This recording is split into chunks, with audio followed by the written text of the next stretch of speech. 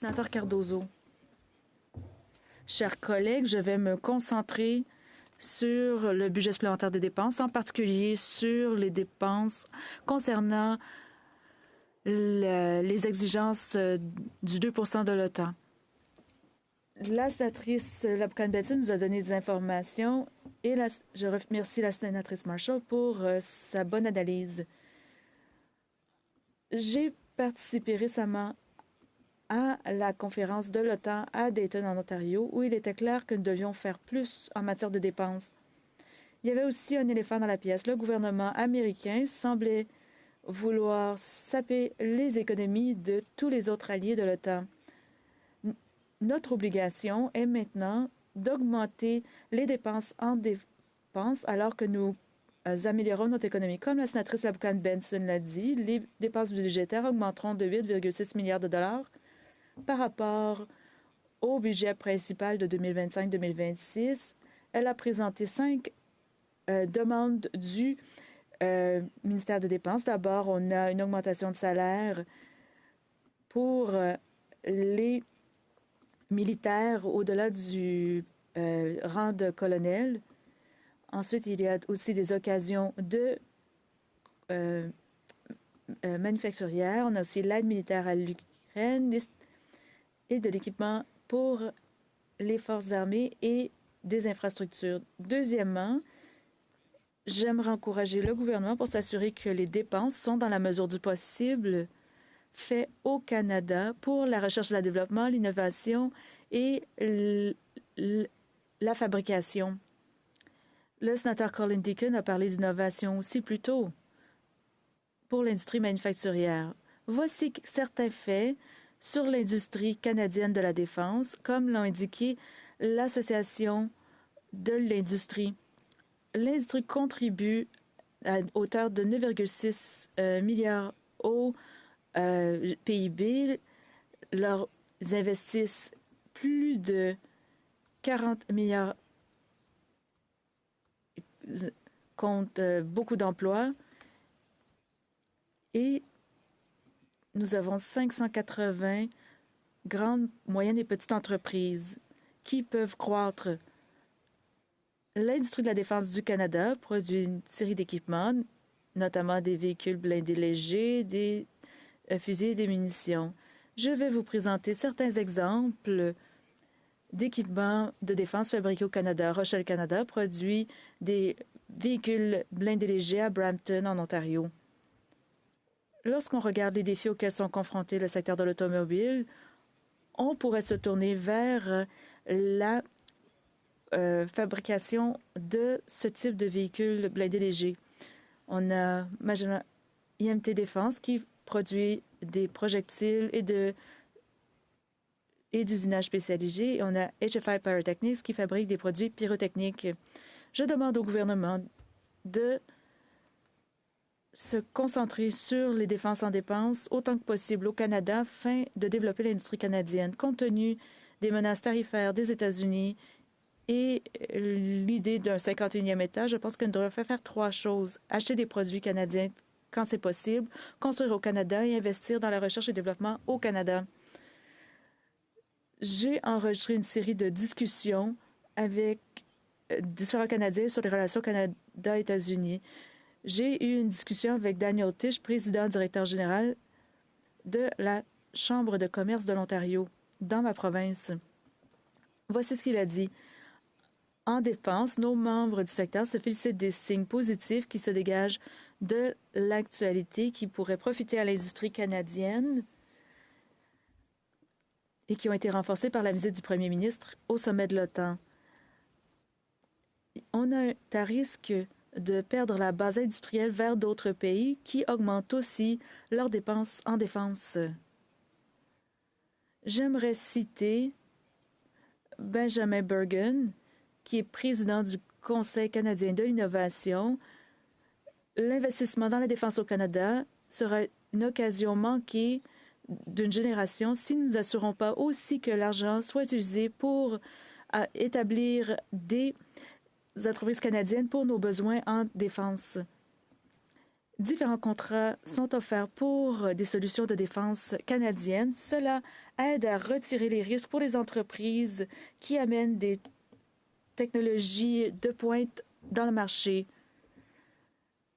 Pour dépenser notre 2 du PIB en défense, on ne pourra pas seulement acheter des produits qui existent déjà. Le gouvernement doit collaborer avec le secteur privé pour établir un système de défense et des technologies pour le 21e siècle. C'est ce que tous les autres pays font. Ces deux personnes indiquent que d'autres pays ont recours aux dépenses en défense afin d'établir leur industrie et politique industrielle au pays. Lorsqu'il est question d'achat à l'étranger, nous devons avoir une approche quiproquo. Par exemple, l'annonce de 6 milliards de dollars pour des systèmes de radar trans-horizon pour l'Arctique avec l'Australie. Donc, on achète 6 milliards de dollars auprès de l'Australie et eux vont acheter 6 milliards de dollars de biens aussi. C'est ce qui profitera à tout le monde. Il y a aussi la question des réparations. Il faut se concentrer sur la fabrication. C'est essentiel. J'aimerais dire qu'on ne peut seulement être le réparateur méthode de l'industrie de la défense. Nous devons être novateurs, détenir les droits de propriété intellectuelle et nous devons fabriquer l'équipement de défense. Je reconnais que nous sommes confrontés à un dilemme. D'un côté, les dépenses pour atteindre les cibles de l'OTAN doivent être rapides. Nous avons une cible qui s'en vient rapidement et nous avons une occasion unique pour bâtir notre secteur manufacturier et établir des emplois à long terme. Comme le premier ministre Carney l'a dit, nous devons avoir une économie forte dans le G7. J'encourage les fonctionnaires et les ministres, en particulier ceux qui sont responsables de la défense nationale, de SPAC et de l'approvisionnement, de s'assurer qu'on bâtisse l'économie pour que les Canadiens aient de bons emplois.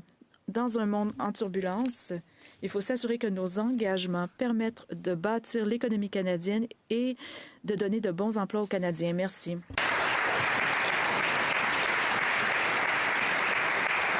Senator Richards, you have a question. Sénateur Richards, vous avez une question?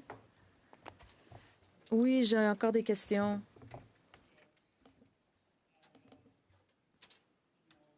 Vous savez, on l'a déjà entendu auparavant. On a donné l'IA.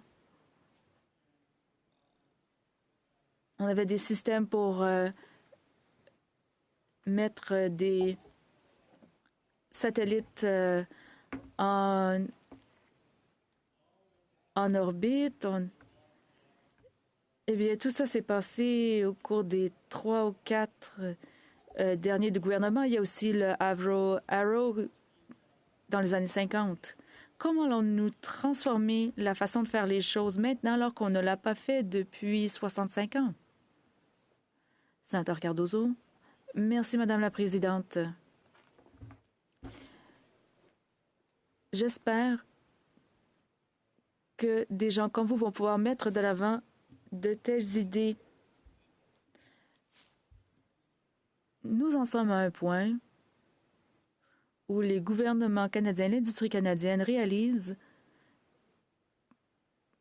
qu'il faut prendre la propriété intellectuelle au sérieux, ainsi que le secteur manufacturier.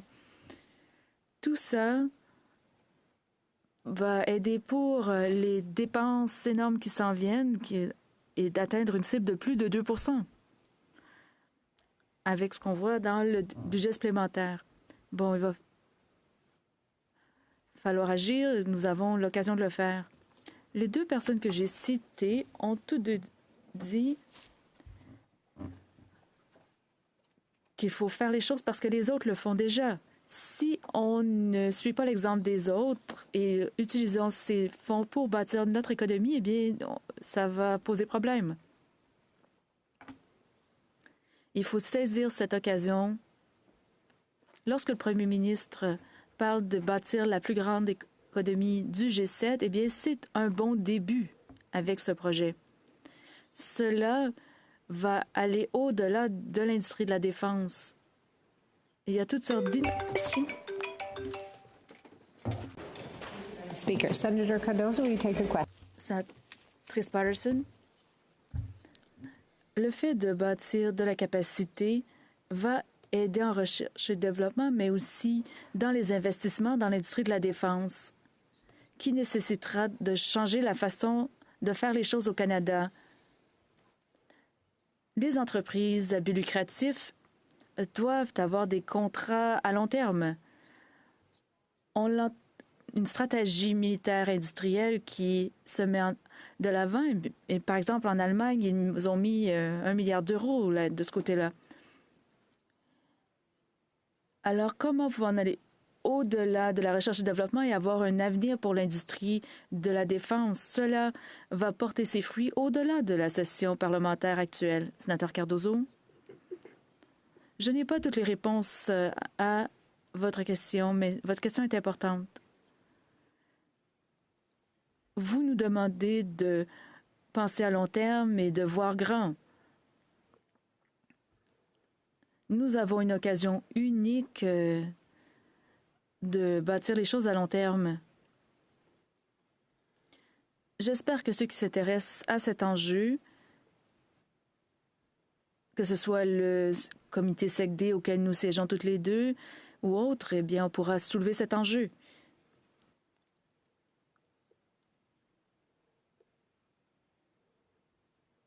Nous avons une société où il y a beaucoup d'informations. Il est difficile de garder l'œil là-dessus.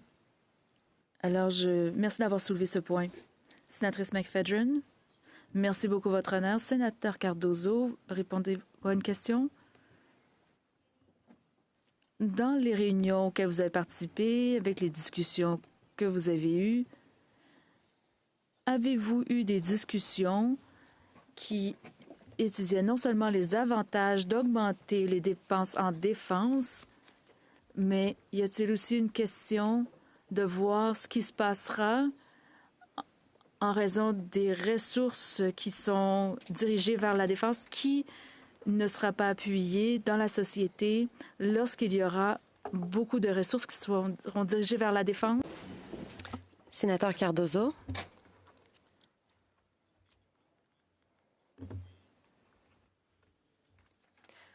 C'est une question intéressante. Nous vivons en vase clos et donc, lorsque nous parlons de défense, nous ne parlons pas nécessairement des coûts sociaux qui sont rattachés à l'augmentation des dépenses en défense. Les parlementaires doivent aborder toutes sortes d'enjeux, toutes sortes de questions.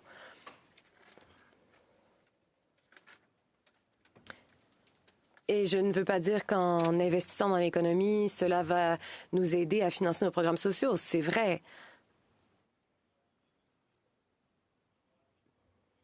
Mais le secteur privé embauche énormément de gens. J'étais dans une aciérie il y a quelques mois et quelqu'un m'avait appréhendé sur les réseaux sociaux, donc je l'avais contacté pour lui parler. Nous sommes devenus amis. Et dans son usine, seuls des nouveaux arrivants et des gens de couleur étaient employés. C'était une usine qui fabriquait des pièces d'automobile en acier. Différents secteurs sont assez complexes, ont plusieurs couches et par exemple, donc le secteur de l'acier embauchait des gens de partout dans le monde Et je ne veux pas dire que le racisme n'existait pas dans cette usine, mais il y avait une grande diversité et les gens travaillaient dans cette usine depuis longtemps. Donc, créer des emplois peut nous aider à régler certains des problèmes sociaux que nous avons dans nos sociétés. Et c'est à nous à ne pas trahir nos valeurs que nous chérissons en tant que Canadiens.